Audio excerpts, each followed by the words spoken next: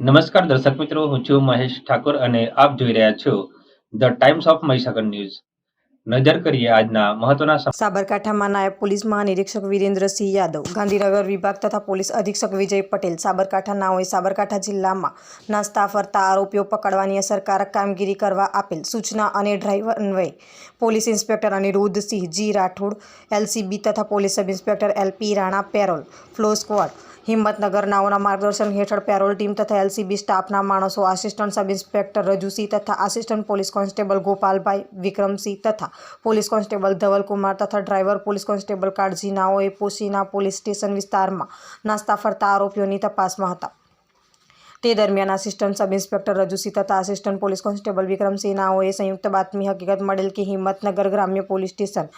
C part ગુનો 2 number 060-0650-2023 પ્રોહી act કલમ 65 AE 81-83 મુજબના ગુનામાં સંડોવાયેલ અને છેલ્લા 7 વર્ષથી નાસ્તો ફરતો આરોપી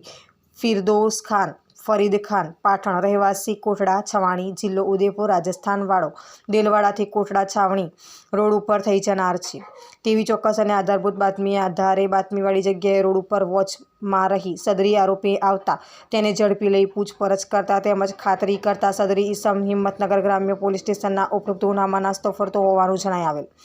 જેથી સદરી નાસ્તા ફરતા આરોપી ફિરોદ ખાન ફરીદ ખાન પઠાણ રહેવાસી કોટડા છવાણી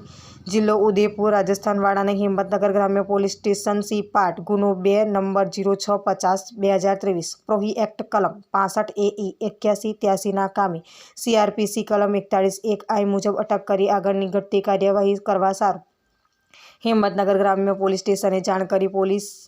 પોશીના પોલીસ સ્ટેશન સોંપવામાં આવેલ છે. આમ લોકલ ક્રાઇમ બ્રાન્ચ સાબરકાંઠા દ્વારા પ્રોહિબિશનના ગુનામાં છેલ્લા 1 વર્ષથી નાસ્તા ફરતા જિલ્લા બહારના આરોપીને પકડવામાં સફળતા મેળવેલ છે. આપના વિસ્તારના પડે સમાચાર જોવા માટે